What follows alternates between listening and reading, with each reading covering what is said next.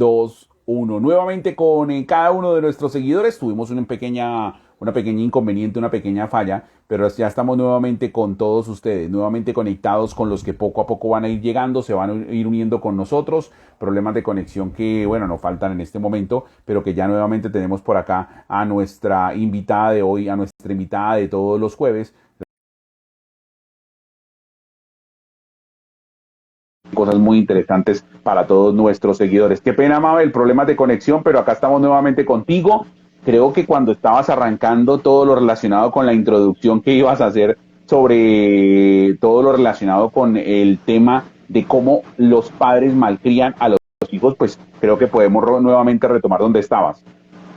Claro que sí, estábamos hablando de la inteligencia emocional para poder entrar a hablar de la crianza o de la mala crianza. Debemos primero entender que las familias trabajan hoy en día desde el concepto inteligencia emocional. ¿Qué es una familia con inteligencia emocional? No es la familia que tiene más títulos universitarios entre sus miembros, sino las familias que tienen la posibilidad de trabajar roles claros, de entender el proceso de educación, ese acompañamiento. Hoy vamos a tener tres palabras claves, aunque vamos a hablar de diferentes formas como yo puedo malcriar un hijo, pero les voy a estar hablando de tres cosas. 1, la disciplina; 2, el amor; y 3, el acompañamiento. Si queremos evitar la malcrianza, debemos tener estos tres aspectos muy claros: el acompañamiento y la disciplina con amor, que los vamos a estar desarrollando, asimismo en la medida en que les muestro entre 5 y 7 formas de malcriar un hijo. Bueno, perfecto, nos parece interesantísimo. ¿Por qué? Porque ahora no solamente uno habla de malcriar a un hijo, Mabel, de una edad así, de una edad en específico hasta cierta edad. Estamos hablando de que los padres se han vuelto responsables desde muchos aspectos, tanto en el proceso de crecimiento como en el mismo proceso en el cual van llevando los hijos cada una de las cosas. Además, porque yo sé que siempre hablamos de esta comparación, pero una cosa es hablar de cómo criaban nuestros padres o cómo nos criaban nuestros padres en su momento y cómo los padres en la actualidad están criando a los hijos de esta época. Correcto. Siempre vamos a tener esa tendencia, Pipe, a comparar las épocas anteriores con las actuales. Pasaba igual cuando nosotros éramos unos chicos, que nuestros abuelos seguramente le decían a nuestros padres: en mi época era diferente. Siempre se va a jugar como con esa posibilidad. Sin embargo, es importante entender que en la medida en que hemos evolucionado en términos de estos procesos cibernéticos, estamos en la era digital, o sea que los niños hoy en día tienen más facilidad para acceder a dispositivos, por ende para acceder a la Internet. La Internet es una red de muchísimas posibilidades, buenas y malas. Por eso es tan importante el acompañamiento. Una de las claves principales de la crianza, padres, madres, tutores que me están escuchando en este momento, me van a escuchar después, el acompañamiento no es estar en el día con el niño o la niña. El acompañamiento es hacer parte de la vida de los niños.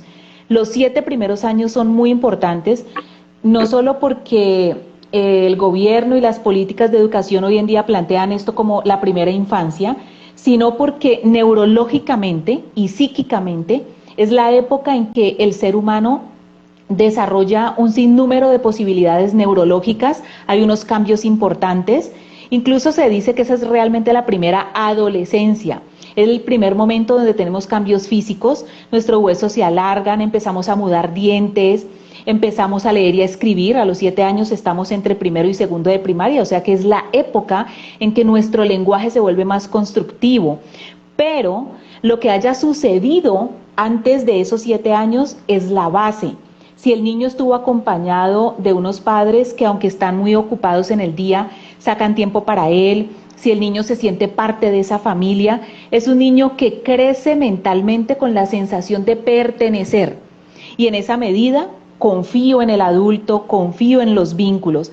Pero si el niño tiene poco acompañamiento los primeros años de vida, pues entrar a la preadolescencia a los 9 años, a los 9 arrancamos en la preadolescencia, va a ser más difícil que el niño aprenda a confiar en el adulto, va a ser más difícil que el niño se adapte a las normas y a las reglas. Entonces, el acompañamiento no es estar con el niño. Yo tengo familias que me dicen: pero es que el niño nunca está solo. El niño, yo trabajo desde casa, ok, ¿y qué tiempo dedicas? No, pues todo el día porque estoy en casa. No, ¿qué tiempo dedicas al niño o a la niña? ¿Cuánto tiempo te sientas a leer un cuento con él o a ver un programa con él para hablar de ese programa? ¿Cuánto tiempo dedican a salir un momentico al parque cuando tenemos esa posibilidad? ¿Qué color le gusta a tu hijo? ¿Cómo se llama la maestra de tu hijo? ¿Cuál es el plato favorito de tu hijo? ¿Tu hijo ya pronuncia bien las palabras a los 6, 5 años? Este tipo de preguntas, cuando un padre de familia puede contestar sí, es tal y tal la respuesta, esto indica que así sea un padre de familia que está poquito tiempo, 1 hora, 2 horas en el día solamente, esas 2 horas se las dedica de verdad a su hijo. Pero entonces hay familias que acompañan durante el día al menor de edad, pero el niño está viendo televisión o está en la tablet o está con una nana o está con los abuelos, pero no está con papá y mamá. Entonces este acompañamiento empieza a dejar unos vacíos y va a ser más difícil que el niño a los 9 o 14 años sienta empatía de salir conmigo a hacer deporte o sienta empatía a la hora de preguntarme o contarme algo, y sobre todo va a tener mucha dificultad y apatía a las normas. Bueno, entonces es importante tener en cuenta con lo que acabas de decir, que no es solamente el hecho de decir que estás cerca, que estás en el entorno, que estás viendo a tu hijo, sino lo que se le conoce y lo que en muchos momentos hemos llamado como el fenómeno o el término de tiempo de calidad, el tiempo que realmente estás aprovechando y el tiempo que realmente le estás dedicando a tu hijo, más que todo, como bien tú lo decías, Mabel, en ese periodo hasta los 7 años promedio, ¿cierto? Sí, digamos que para todos va a ser importante sentir de alguna manera a nuestros padres cerca, pero cronológica y psíquicamente los primeros 7 años son muy importantes.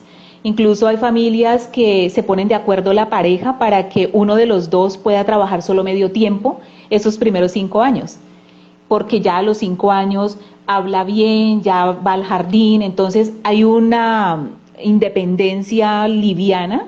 Entonces hasta los 5 años hay muchas mamitas que tienen esa posibilidad, otras no, pero vuelvo aquí, eso que se vuelve como la muletilla, el tiempo de calidad es que sea media hora, 1 hora o 2 horas que le dediques a tu hijo, en realidad te sientes a compartir con él. No es solo hacer tareas, no es solo revisarle la tarea, es jugar con él, conversar con él, escucharlo, que tu hijo también aprenda a conocerte, que puedan verse una película y discutir sobre la película, que el niño aprenda a montar un cicla por ti, que aprenda a nadar por ti o porque tú lo llevas a esos procesos. El acompañamiento es vital en todo proceso educativo y eso ayuda a crear vínculos importantes entre ese pequeñito que es mi hijo o mi hija y conmigo. Entre ese pequeño y yo se crea un vínculo que permanece para toda la vida en la medida en que sea un vínculo de acompañamiento, no de sobreprotección, que este es el otro extremo. Tengo familias que todo se lo resuelven al niño. Entonces Ujú. le dan la comida, ya tiene 3, 4 años y todavía le están dando la comida, le hacen la tarea que le manda el jardín infantil, no lo invitan a recoger sus juguetes, todo se lo resuelven, no lo dejan jugar en el pasto que porque de pronto lo pica algo, entonces lo mantienen cargado constantemente, lo llevan incluso en coches, hasta el niño ya camina y los llevan en coche. Entonces el niño no tiene un contacto realmente, no coge de la mano a su padre, a su mamá, sino que el niño va adelante, guiado, arrastrado por un coche que empuja el papá, la mamá, un tío, un adulto, pero realmente no hay un contacto. Entonces aquí la posibilidad de vínculo se pierde, porque el niño está en familia, pero no está con la familia. Así que estos procesos de acompañamiento son bien importantes tenerlos en cuenta. Mira, Mabel, que tú, por ejemplo, estabas tocando ese tema y pues eso ya puede ser dependiendo de muchos puntos de vista que incluso nos pueden compartir nuestros seguidores, que si ustedes en algún momento, pues si tienen hijos, nos pueden contar su experiencia, cómo ha sido y cuáles son esas bases que le han entregado a sus hijos. Si de pronto no tienen hijos, si de pronto pasaron por un proceso también de buena crianza, cuáles son esas experiencias, nos la pueden contar a través del chat. Pero lo importante de todo, Mabel, es el hecho de que cronológicamente hablando hay como esas etapas que se queman. Por ejemplo, me voy yo a, por ejemplo, que un niño o una niña debe tener una etapa en la que, por ejemplo, duerma con sus papás, o sea, esto debe quemarse hasta cierto punto, o que ellos pueden tener una etapa en la que de pronto, no sé, ya se bañen solos y cada quien tenga como su autonomía para hacer sus cosas. Pero cuando se pasan esas etapas, entonces ya podemos nosotros llamar y utilizar el término de que ese papá o esa mamá está malcriando a su hijo por no aceptar que ya cada niño necesita tener una evolución y necesita también despegarse un poco de la mamá o del papá precisamente. Un hijo se puede malcriar por falta de información o por negligencia. Y en esa negligencia a veces lo que hay es miedo del adulto. Cuando el adulto no ha superado cosas personales, cuando maneja culpas, miedos o incluso vacíos de su propia infancia, va a tender a sobreproteger o abandonar sin darse cuenta a su propio hijo, ¿sí?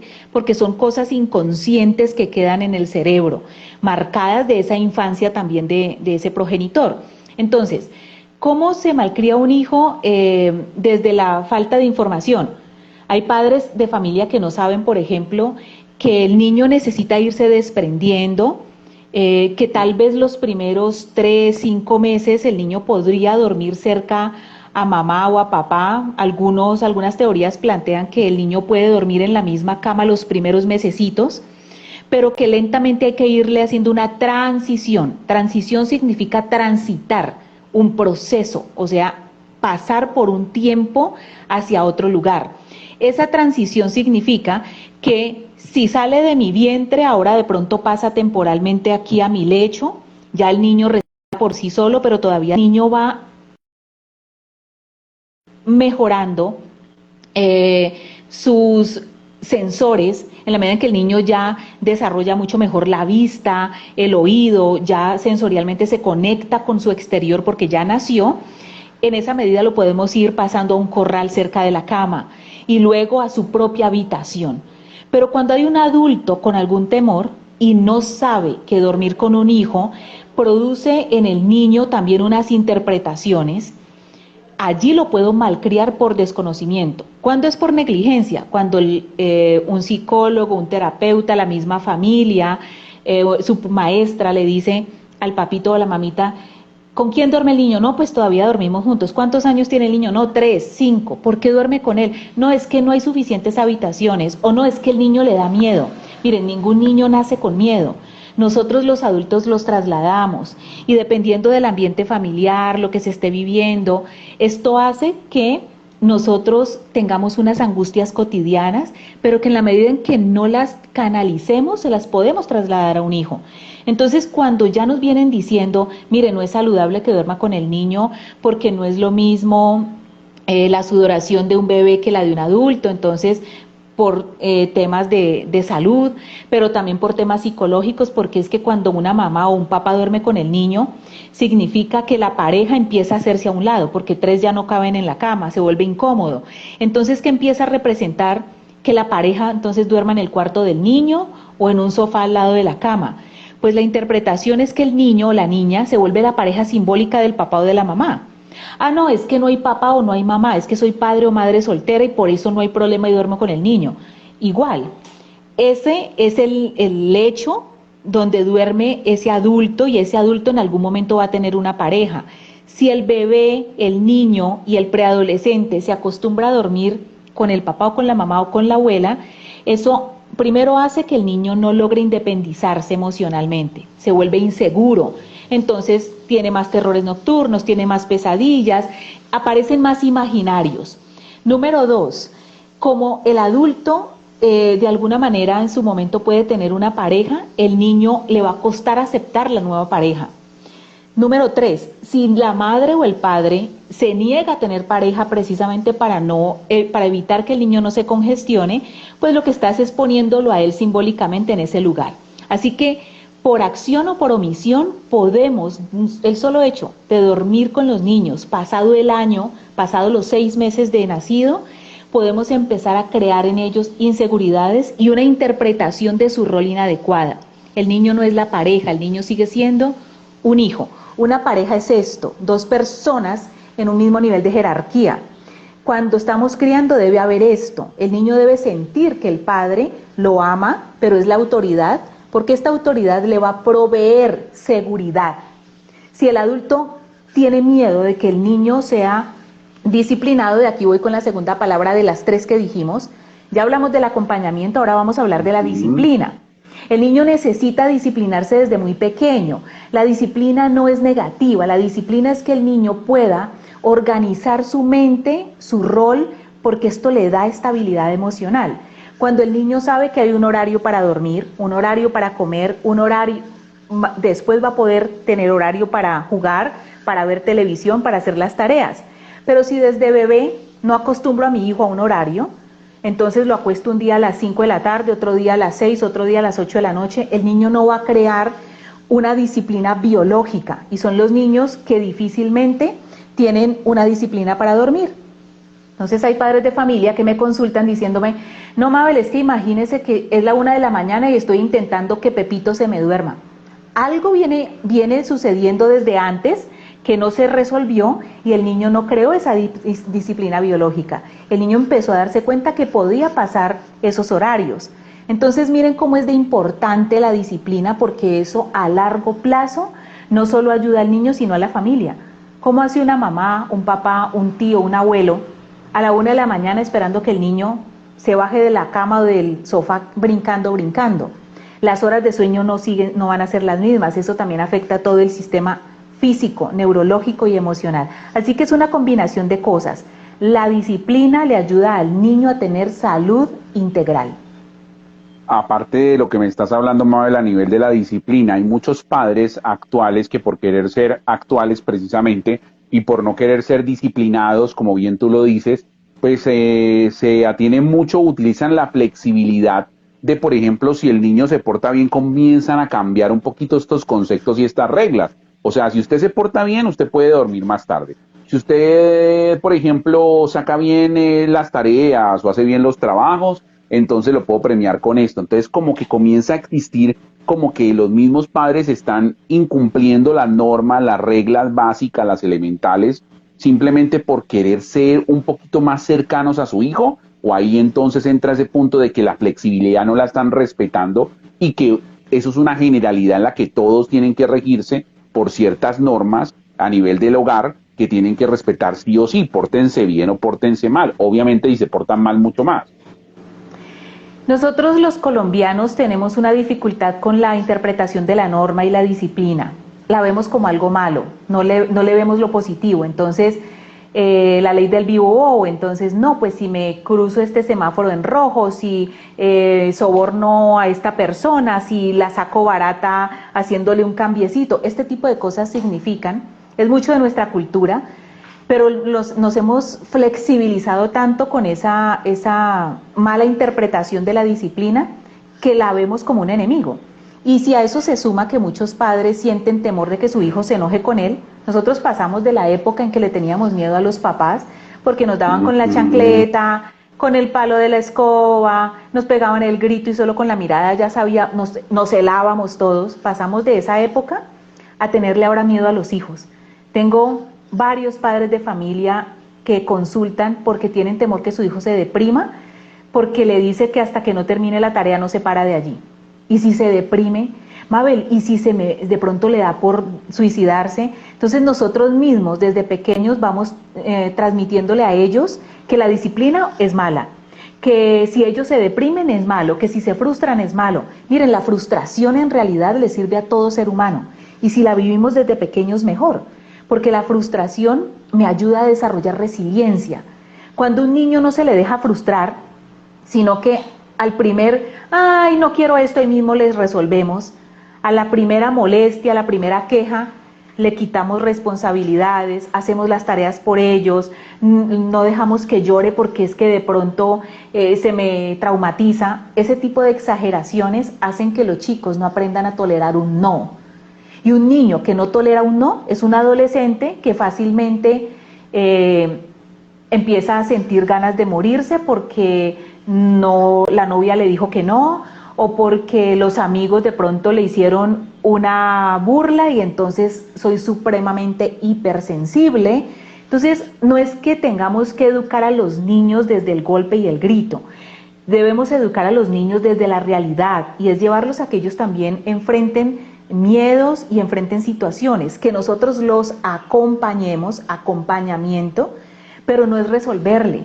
Yo no debo resolverle al niño una pelea con su compañero, debo escucharle, darle una guía, pero no ir a regañar al compañerito. Vea, ¿usted por qué me le pegó al niño? Hay que llevar al niño a que resuelva con su compañero y más bien el padre de familia habla con el docente.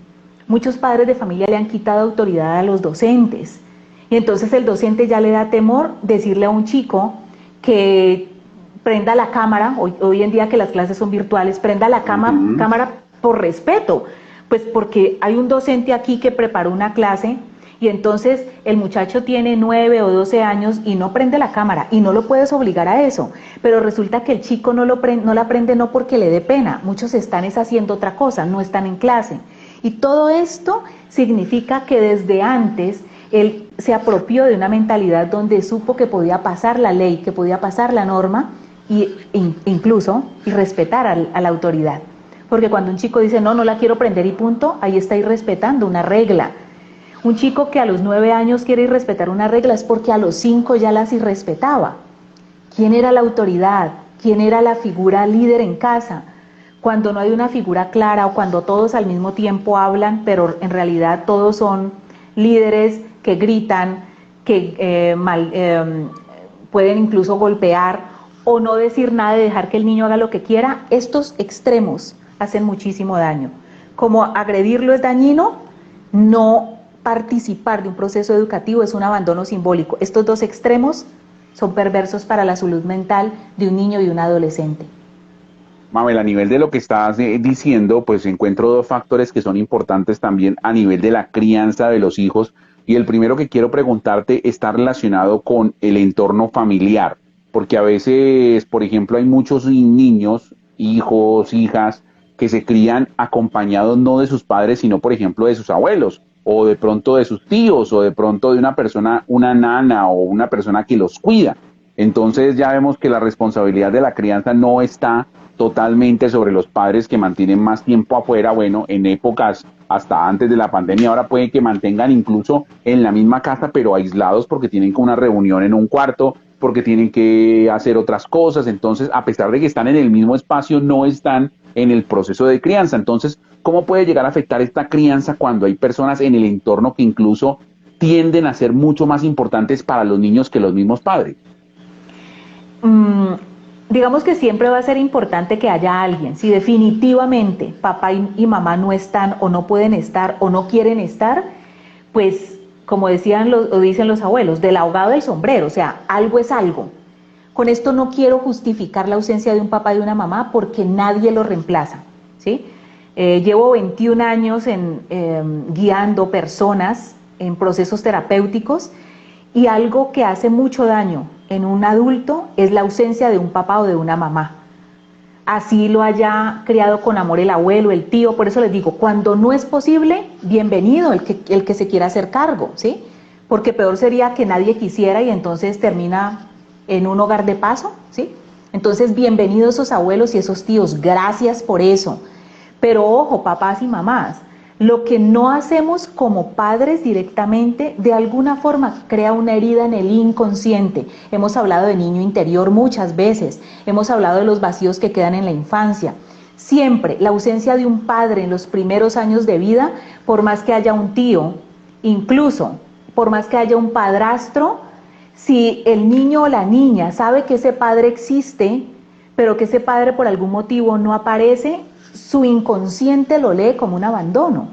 Y así haya un padrastro, el hecho de sentir que no fui deseado o recibido, aprobado por ese papá o por esa mamá, va a generar una herida emocional. Ahora, hay familias donde los padres trabajan mucho, pero vuelvo y les digo, nadie reemplaza, por más amorosa que sea esa abuela, es la abuela. La abuela ya crió a la mamá. Si la abuela se convierte en la autoridad y la mamá llega, pero la mamá sigue siendo subordinada por la abuelita, La interpretación que el niño o la niña está haciendo es, pues mi mamá es una igual a mí, es otra niña que mi abuelita manda, entonces la líder es la abuela y mi mamá y yo somos unos iguales. ¿Cuándo esa mamá o ese papá van a poder ser líderes? Nunca, porque el niño los ve como un igual. Y eso no es ser amigo del hijo, que es el otro tema. Es que somos amigos mi hijo y yo, y por eso yo le dejo hacer a mi hijo lo que quiera. Los padres no somos amigos. El amigo alcahuetea, el amigo incluso puede a destiempo crear oportunidades que no son muy beneficiosas, porque el amigo es un par, es un igual, que normalmente es contemporáneo, pero el adulto es el papá o la mamá. Yo sí puedo crear estados de confianza con mi hijo. Si lo grito o ni siquiera le pregunto quién es, estos dos extremos crean desconfianza. Pero si yo puedo desde la autoridad y el liderazgo crear confianza en mi hijo, yo voy a tener una relación donde mi hijo se pueda acercar y hablarme. Pero si quiero ser amigo, puedo confundir las cosas y mi hijo se va a quedar sin un líder que lo guíe. Y esa parte esencial del amigo, Mabel, como bien tú lo tratas, eso no es solamente en el proceso cronológico de la crianza y de ese primer proceso, sino que termina siendo cronológicamente hablando también en la etapa en la que va creciendo hasta que se vuelve ya un adulto mayor, o bueno, un adulto mayor no, un adulto ya como tal, sino que hay que tener en cuenta eso, que esa diferencia siempre tiene que estar marcada por más de que el niño ya no sea niño, sino adolescente y tal vez también adulto. Correcto, es necesario. Las jerarquías son salud mental. Cuando tu hijo desde niño sabe que tú eres líder, pero el liderazgo se gana no desde el grito ni desde el golpe, pero tampoco desde, ay, mi hijo, lo que tú digas, no, agacharle como la cabeza al hijo tampoco es saludable. Aquí vamos ya con los tres términos. Disciplina, poner normas, el niño debe recoger sus juguetes, el niño debe tener unos horarios para dormir, para comer, para jugar. Acompañamiento, sacar tiempo en el día y en la semana para conocer a mi hijo, para estar cerca a mi hijo. Y número 3, el amor. El amor no es sobreprotegerlo, amarlo no es hacerle la tarea, amarlo no es justificarlo. Miren, hoy les traigo rápidamente 7 formas de malcriar un hijo y una es esa, justificarle todo lo que hace. Normalmente, no es que está niño, es que es un niño, hay que entenderlo. Golpea a la gente a los 3 años en la cara. Se acostumbran a golpear a los abuelos, a los tíos en la cara. Y la mamá o el papá dicen, no, venga para acá, mi amorcito. Ay, eso no se hace, mi amor. Eso no. Juguemos a otra cosita. Se lo celebran incluso a veces. Exacto. Entonces el problema en realidad no es el niño, es un adulto que no sabe cómo poner unos límites, que no sabe cómo educar. O la maestra manda una nota. Pepito se para constantemente del puesto y le cuesta obedecer a la maestra. Ay, sí, profesora, es que así es él es muy independiente, él desde bebé es muy independiente. Eso no es ser independiente. Independiente es el niño que es capaz de autocontrolarse, que puede terminar su tarea sin que la mamá o la maestra esté allí y que aún así hace caso, aún así le cuesta cero incomodidad seguir unas normas que se les ponen, unos establecimientos para la convivencia escolar o social.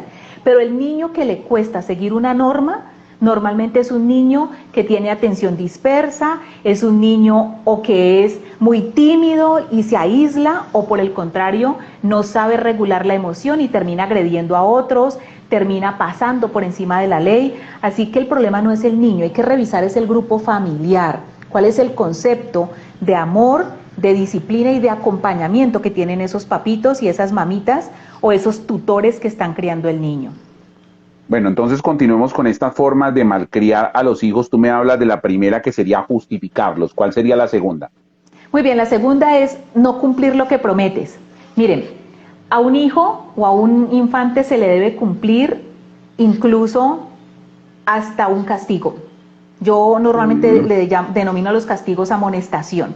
Si tú estás amenazando con algo a un niño, cúmplelo por favor. Y si no, tu palabra primero se vuelve un juego. Y segundo, lo puedes ir forjando como una persona que manipula con la palabra y que no va a cumplir lo que también promete, ¿sí? Entonces, si le prometiste a tu hijo que si en la próxima que se pare de la cama a brincar en el sillón, al siguiente día no hacen determinada cosa, por favor cúmplela. Si le estás prometiendo un correazo, yo prefiero que no le diga eso, porque es mejor que se lo cumpla. Si usted no quiere llegar al castigo físico, no empiece a decir, le voy a pegar, le voy a pegar, le voy a contar a su papá, que esa es la otra, ¿no? Es como si entonces el papá tiene mayor cobertura de disciplina y de palabra que la mamá. No, debemos entre padre y madre tener esa posibilidad de mostrarle al niño que somos un equipo de trabajo. Ahora, la abuelita está allí. Si la abuelita es la que está diciendo, le voy a decir a su mamá, por favor dígale a la mamá y siéntese la mamá con el niño a resolver esto, que la figura de autoridad se sienta, pero por favor no lo amenace. Número 3, por favor no nos vayamos en contra de los docentes, ¿sí? Está claro que hay docentes que, digamos, les falta un poco de tolerancia, están también saturados de tanta cosa que sucede, pero la mayoría de veces el docente manda notas como un proceso como de prevención.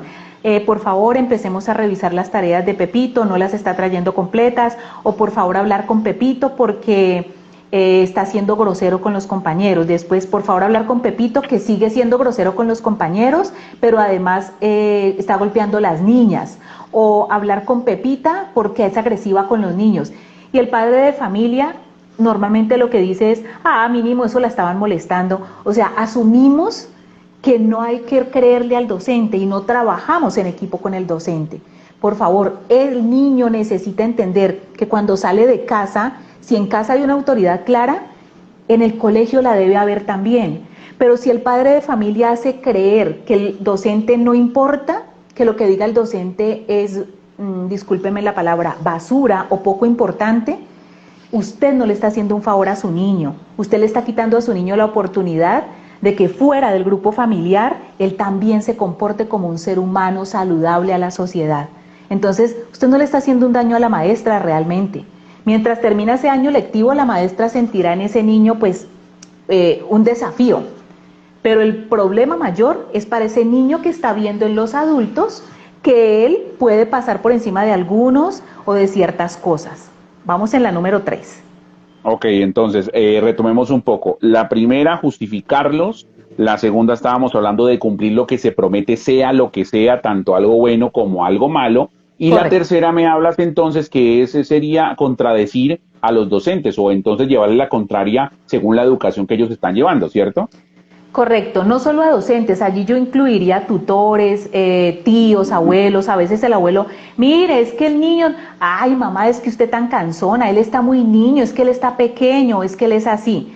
A veces justificar e ir en contra de quien está apoyando procesos educativos no ayuda muchísimo al proceso integral de formación. O una cosa que pasa mucho y muy común, Mabel, en las familias es que el papá dice una cosa y la mamá otra, entonces ahí el niño no sabe a quién hacerle caso. O sea, ahí es muy complicado porque si el papá dice, bueno, yo le doy permiso y la mamá dice, no, usted no puede salir porque usted está castigado. No, pero entonces que salga hasta cierta hora. Entonces comienza a haber ese tipo de también como preferencia y el niño dice, no, es que yo mejor le pido permiso a mi papá porque él siempre me va a dar permiso y mi mamá no. Entonces también entra como esa contradicción. Manipulación. Exacto, entonces no va a llegar a un punto en el que yo no sé a quién le hago caso porque mi mamá dice una cosa y mi papá otra. Correcto, esa es la número 4, dejarse manipular, no, eso no llega de la noche a la mañana. Cuando el mico sabe a qué palo trepa, ustedes me escuchan siempre con muchos dichos de abuelito, ¿no? Porque esos dichos de abuelito sí que son sabios y en consulta me llegan muchísimo. Sí. Cuando el niño sabe a quién acudir es porque él ya aprendió, ya interpretó en su cerebro que él puede manipular cierta información o ciertos momentos. Cuando se pelotean los permisos, primero eso indica que la relación de pareja no está muy clara, que las funciones de autoridad no están muy claras. Entonces, en esa medida, el niño sabe cuándo acudir a mamá y cuándo acudir a papá, pero esta ambigüedad significa que él cuando sea adulto puede empezar a decir, bueno, a esta persona la puedo convencer de esta manera, la puedo chantajear por acá, pero a esta otra de esta otra forma. Eso en cierta medida lo que está haciendo es crear en la persona la posibilidad de no hacerse cargo de sus propias emociones, de sus responsabilidades, porque siempre le va a buscar el quiebre a las cosas. Y son las personas que siempre quieren, bajo cuerda, lograr cosas, comprar títulos, manipular situaciones y terminan hasta metiéndose en líos legales en la adultez, porque desde niños creen que la manipulación o el torcer el camino es saludable y le conviene. ¿Realmente le conviene? En la adultez tal vez la factura por pagar sea muy alta. Entonces dejarse chantajear es la número 4 y tiene mucho que ver con la forma en que el adulto interpreta la norma y el equipo de trabajo que está haciendo, o con el progenitor, vivan juntos o no, porque esa es otra. Yo puedo estar separada del padre de mi hijo, pero si amo a mi hijo y su papá también lo ama, debemos trabajar en equipo, ya no somos pareja, no tengo que dar explicaciones como pareja, pero debemos tener las mismas reglas. Si en mi casa se acuesta a las 8 de la noche, pero en la casa del papá se acuesta a las 12, aquí ya le estamos enseñando a manipular, aquí le estamos enseñando a mantener la vida en una ambigüedad. A veces los adultos separados, como tienen rabia no resuelta, creen que por llevarle la contraria al otro progenitor se le hace daño al progenitor. No, se la estamos haciendo al hijo que estamos criando, así sea desde la distancia.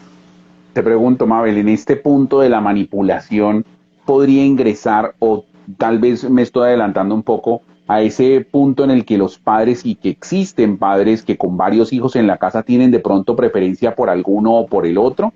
Porque pues muchos dicen, no, yo a todos mis hijos los quiero por igual, pero uno sabe que de pronto el primogénito tiene un valor especial desde todo punto de vista, y de ahí en adelante puede haber algún tipo de preferencia, y esa preferencia puede estar marcada en la manera en que lo está criando y le está enseñando.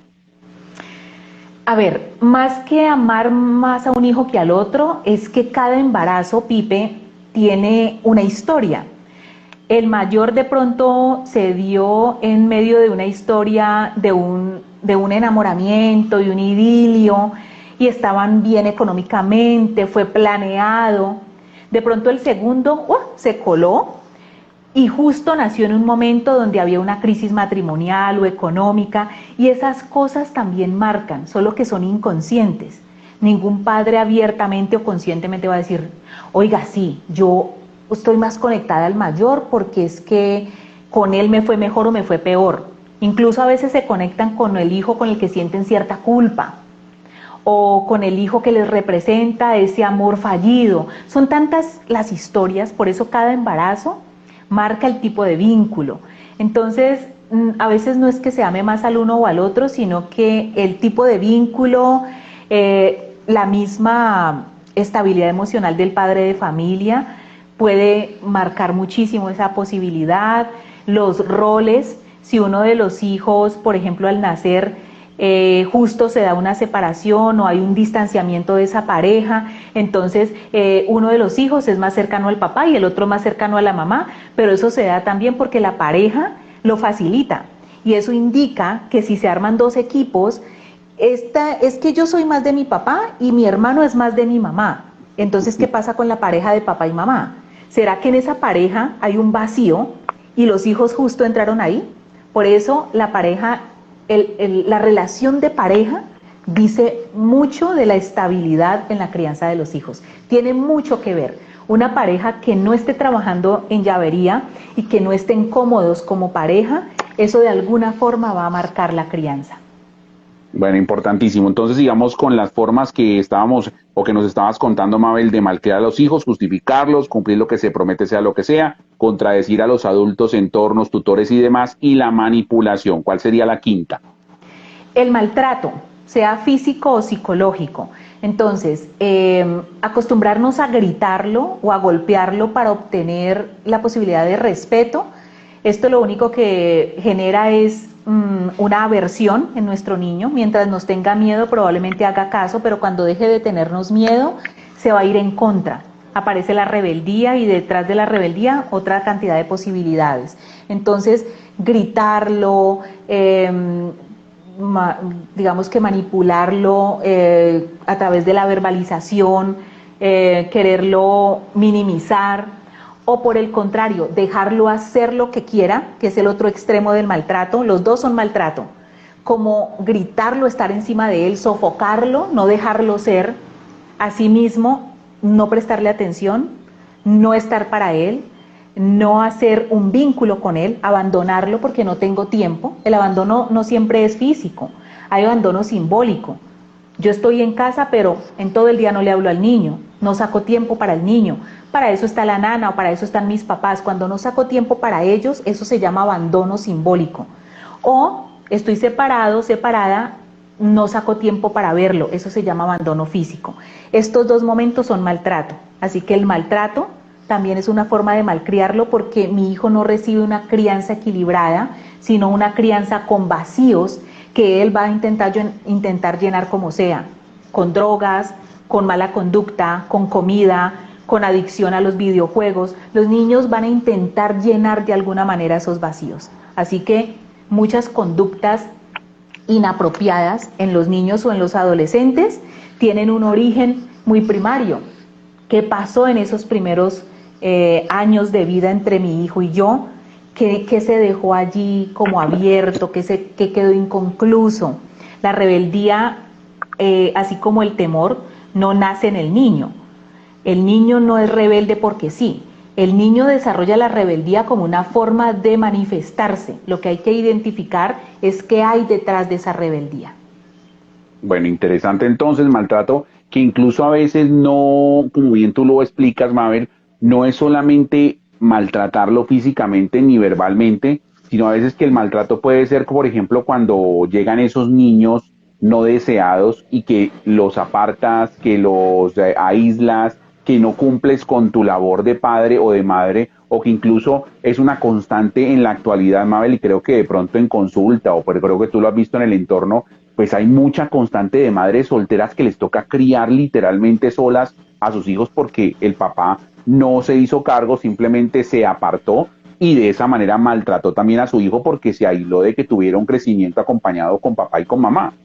Por supuesto, el abandono es un maltrato invisible, porque el abandono es una forma de decirle a tu hijo que no representa nada.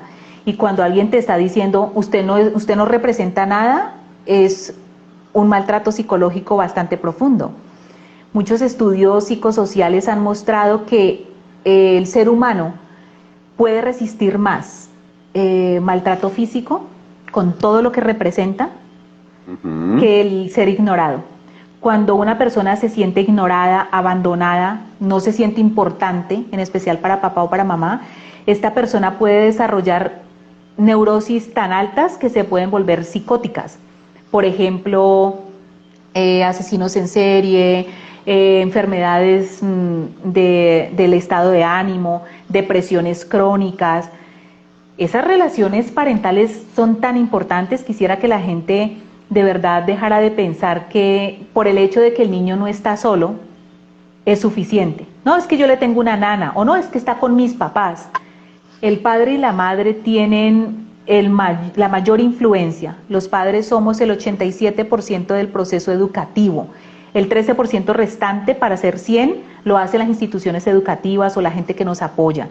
Pero el 87% del proceso de educación, principios, valores, quién voy a ser, hacia dónde me proyecto, tiene que ver con la relación con papá y mamá. Por eso muchas personas súper inteligentes, con coeficientes intelectuales superiores, no tienen nada de inteligencia emocional y son, pero como decimos acá en Colombia, pepas, súper inteligentes, pero no saben tener una relación de pareja, son tímidos, desarrollan esquizofrenias, se vuelven esquizoides, tienen trastornos de conducta, trastornos alimenticios, una cantidad de cosas, pero con una capacidad intelectual sublime. ¿Y qué es lo que sucede? Que eso que pasa en nuestros primeros años de vida, con los principios, con los valores, con los vínculos, tiene que ver con la relación de papá y mamá. Entonces hace mucho daño, hace a veces más daño psicológico, crecer sintiendo que mi padre o mi madre no le interesó. Cuando la persona siente que no le interesó a sus progenitores, eso podría desarrollar unos rasgos bien importantes en la adultez.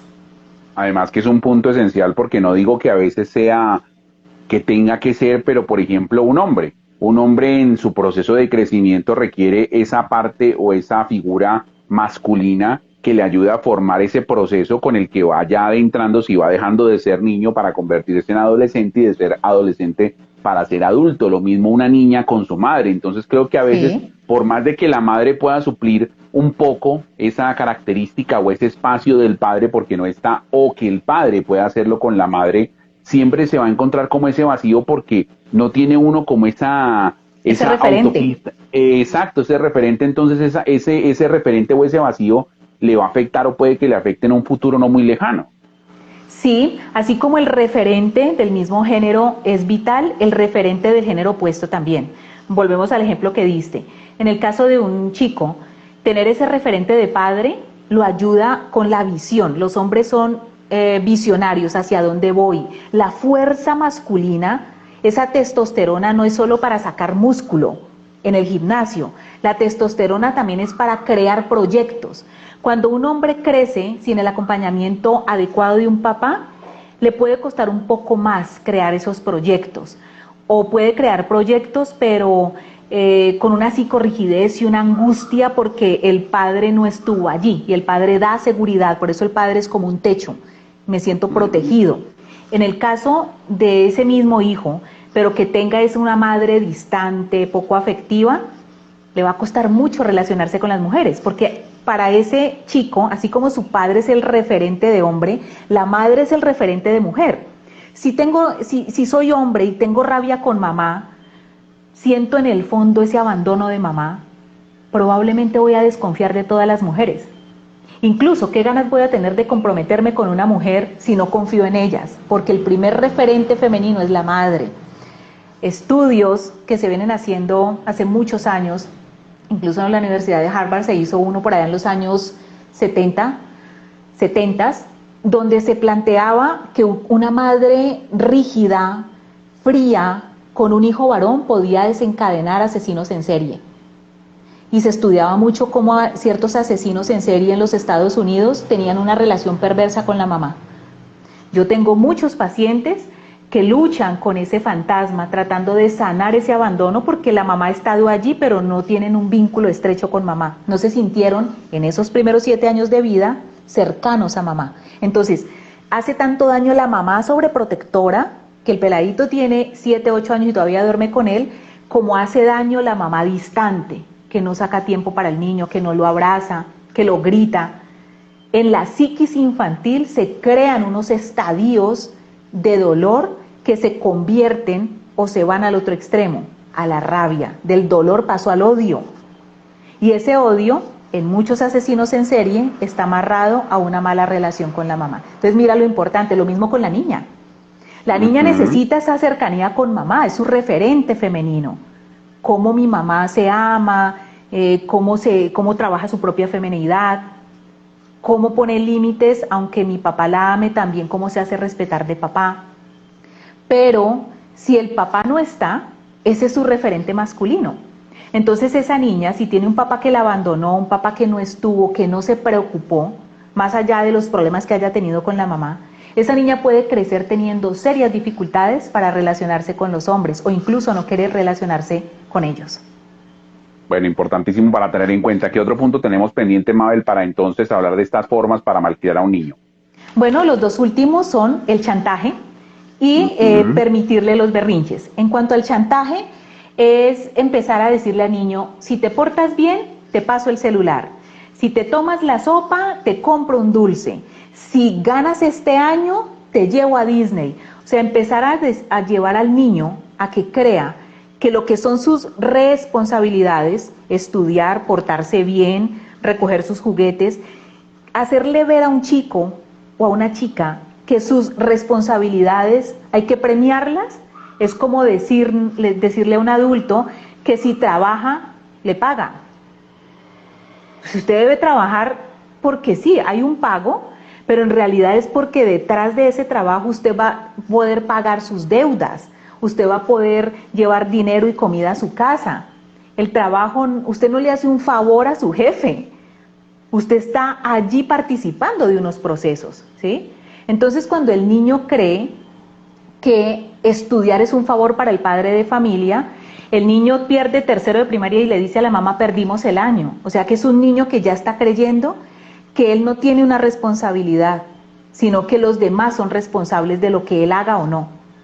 Es el jovencito que de pronto va a consumir drogas y le va a decir a la mamá es que es por culpa suya, o es que como usted no me dejó salir, yo por eso fui y robé, ¿sí? Por eso es tan importante no chantajearlos con cosas que son realmente, ni con cosas que son su responsabilidad, ni con nada. A los chicos hay que llevarlos es a asumir consecuencias. Perdiste el examen, pues hay una consecuencia. Te portaste mal, hay una consecuencia. No recogiste los juguetes, hijo, yo te amo, pero la responsabilidad era tuya, la consecuencia es esta, ¿sí? Y el 7 es permitirle berrinches.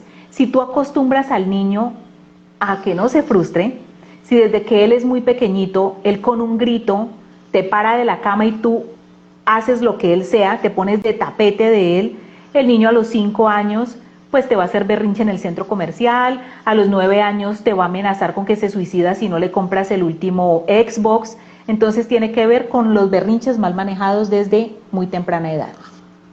Te voy a hacer una pregunta ya que tocamos estas formas de malcriar a un niño y es lo relacionado con el paralelo que te estaba haciendo. Anteriormente te pregunté sobre el entorno que se maneja a nivel de familia, ya sean abuelos, tíos o las personas que están alrededor de esa crianza de los hijos, pero ¿cómo también podemos nosotros tener en cuenta, Mabel, lo que la crianza de un hijo también está un poquito expuesto a lo que es la sociedad y a lo que es el entorno de ellos, a lo que es el entorno de pronto de los amigos más cercanos, de pronto del colegio, de pronto podemos hablar lo que ellos se alimentan a través de las redes sociales, a través de la televisión, la radio, todo esto, este entorno, ¿qué tanto afecta y qué tanto se puede controlar para criar de una manera adecuada y conveniente a un hijo?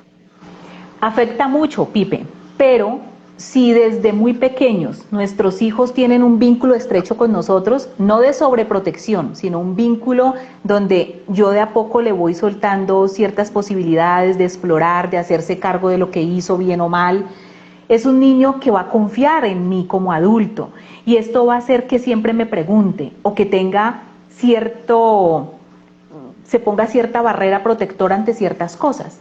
Pero si es un niño que desde muy pequeño está en redes sociales, frente a los dispositivos, empecé diciéndoles que hoy en día la tecnología es una ventaja grandísima, pero mal manejada se convierte en un problema. Los niños hoy en día tienen acceso a la internet donde sea, pornografía, delincuencia, tienen la posibilidad de ser parte y hasta víctimas de todo esto. Por eso el adulto necesita saber su hijo con quién habla. El tema de, no, es que yo no puedo verle el Facebook a mi hijo de 7 años porque se enoja, o de 9 o de 10 o de 12. Miren, su hijo necesita ser protegido. Claro, si usted nunca ha tenido esa relación donde su hijo pueda ser abierto con usted, y usted a los 13 años le dice, páseme la clave de su Facebook, el niñito le va a decir, ¿cómo se le ocurre? ¿Qué le pasa? Pero si desde el principio usted ha creado este ambiente de hacerle ver a su hijo que esto es una forma de protegerlo, el chico fácilmente le va a mostrar a usted, mira, yo hablo con estas personas, este es mi Facebook, y es una forma de protegerlos, no es invadir su privacidad.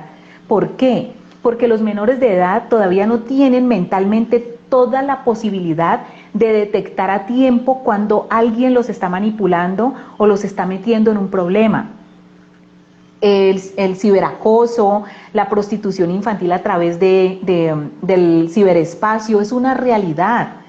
Tenemos incluso asesinos en serie, secuestradores, trata de infancia, capturan niños, los secuestran y todo empieza en una red social. El niño cree que está hablando con otro niño y resulta que es una red montada y el padre de familia ni cuenta se da porque no sabe el niño con quién habla. Entonces todos estos temas son muy importantes manejarlos y no tener miedo de que mi hijo se enoje. Por eso es tan importante hacerlo desde temprana edad. Si desde temprana edad tengo una relación donde no soy autoritario, pero mi hijo sí sabe por qué es importante que cumpla ciertos requisitos, en la adolescencia no va a haber problema. Si ya está adolescente, toca entrar en un proceso donde el niño no lo vea como algo impositivo, sino como un beneficio y el padre de familia necesita orientación. Bueno, un aporte que nos hace Elizabeth Serna dice, buenas noches, esta frase se cumple, un niño con una mala niñez no siempre será un adulto con problemas, pero un adulto con problemas siempre fue un niño con una mala niñez? Tiene, tiene un acercamiento muy apropiado a la realidad, y es porque, a ver, muchos niños se hacen resilientes. Yo he tenido en consulta personas que han tenido una niñez terrible, sin embargo, logran tener ciertas afugias emocionales muy normales y llegan a consulta buscando resolverlas, pero lo que les pasa como lo manejan no es ni la mitad de lo que podrían haber hecho donde no fuesen resilientes. Hay niños que han crecido en medio de la prostitución, el maltrato físico, sexual, psicológico, el abandono físico o simbólico, alcohol, drogas de sus padres, violencia intrafamiliar, y aún así son personas que salen a resolver su vida emocional. Son autodidactas, leen, buscan ayuda, van a talleres de crecimiento personal y se van sanando, se vuelven resilientes. Pero un adulto con trastornos emocionales es porque no lograron superar etapas de la niñez. Entonces, en ese sentido, habría algo de cierto en esa frase que nos trae Elizabeth. Bueno, Mabel, haciendo como ya el compendio de todo, haciendo ya como el resumen y también haciendo también como la parte final de este tema, lo relacionado con cómo los adultos malcrían a los hijos, ¿qué podemos entonces resumir de todo este tiempo que hemos hablado precisamente de este tema? Bueno, muy bien. Para resumir, la familia es el punto de partida de la crianza y en la futura mentalidad o salud mental del adulto. El adulto es el resultado de un proceso de infancia donde los tutores, la familia, los padres tienen todo que ver. La relación de padres es muy importante en el proceso educativo. Así hayan abuelos, tíos y tutores amorosos, papá y mamá siempre van a ser más importantes. Por eso cuando hay un abandono de uno de los dos progenitores, en algún momento eso hay que revisar cómo lo interpretó ese niño o esa niña para mirar si hay que sanar algo. El acompañamiento, la disciplina y el amor son la clave de la crianza, porque eso me va a permitir no dejarme manipular, no chantajearlo, cumplir lo que prometo. Siempre una guía a tiempo. Ningún padre nace con el manual debajo del brazo. Eso se aprende en la marcha. Pero hay muchas familias que necesitan la orientación y no está mal. Ir al psicólogo, ir a un orientador de familia, ir a un orientador de primera infancia, no significa que usted no pudo, no significa que usted no sabe cómo hacer las cosas. Sencillamente significa que usted a tiempo puede orientarse, y ahí está rompiendo con la negligencia. Muchas familias, por temor al que dirán, dejan de buscar ayuda a tiempo, pero la factura que pagan en la adolescencia de sus hijos es bastante alta. Acompañamiento, entonces, estamos hablando de disciplina, amor, 3 puntos y 3 claves esenciales a nivel de este proceso, y el acompañamiento también se logra, como bien lo decías tú, Mabel, haciendo esa conexión con las personas, con el equipo de enlace corporativo, contigo a la cabeza, y también como plasmando todo lo que se necesita a nivel de actividades y a nivel también de este acompañamiento. Cuéntale a todos cómo hacen entonces para hacerlo con toda la gente y con todo el equipo de trabajo de enlace corporativo, Mabel. Claro que sí, con mucho gusto. Estamos haciendo nivel 2 de arteterapia, todos los niños que ya estuvieron en el 1, pero los que nunca han estado en arteterapia, vamos a trabajar este año mucho la empatía. Los niños han perdido o muchos no saben ni siquiera ponerse en los zapatos de otras personas, por eso fácilmente pasan reglas y hasta agreden a sus pares o a sus figuras de autoridad. La empatía es necesario desarrollarla en los primeros años de vida, así que todos los interesados en trabajar arteterapia con sus niños, donde van a gestionar el mal comportamiento, la indisciplina, las rabietas, la falta de concentración y sobre todo aprender a ser empáticos, pues bienvenidos a este taller. Y para los más pequeñitos, niños de 4, 5 y 6 años, un taller de plastilina donde les vamos a enseñar a divertirse, pero también van a aprender ciertas actividades que se vuelven terapéuticas en este tiempo que los niños están tan encerrados. Entonces, arteterapia para niños de 7 a 11 y taller de plastilina para los de 4, 5 y 6. Y las terapias de siempre: terapia de pareja, terapia de familia, terapia infantil, terapia individual, asesoría para jóvenes o para emprendedores, asesoría por proyecto de vida, y todo lo que tenga que ver con desarrollo humano. Nos encuentran en el 317-740-6320. Inscríbanse ya porque estos talleres ya arrancan la primera semana de mayo. Perfecto, agradecimiento para Denis 1111 que nos dice muy interesante, como siempre, muchas gracias y bendiciones a los dos y a cada una de las personas que desde el principio, a los que se fueron uniendo poco a poco a esta conversación, a esta charla. A ti, Mabel, agradecimiento absoluto por tu tiempo, por también desarrollar de una manera tan clara y tan precisa cada uno de los temas que compartimos con cada uno de ellos y bueno, estaremos pendientes para encontrarnos próximamente por acá. Claro que sí, gracias a ti. Recuerden, los adultos somos el 87% del proceso educativo, no es en la escuela, lo principal es la casa. Los bendigo, hasta pronto, nos vemos en una próxima ocasión. Por favor, si tienen un tema que quieran que desarrollemos, esperamos sus propuestas. Pipe, gracias, hasta pronto. Chao, Mabel, una feliz noche para ti y para todos ustedes.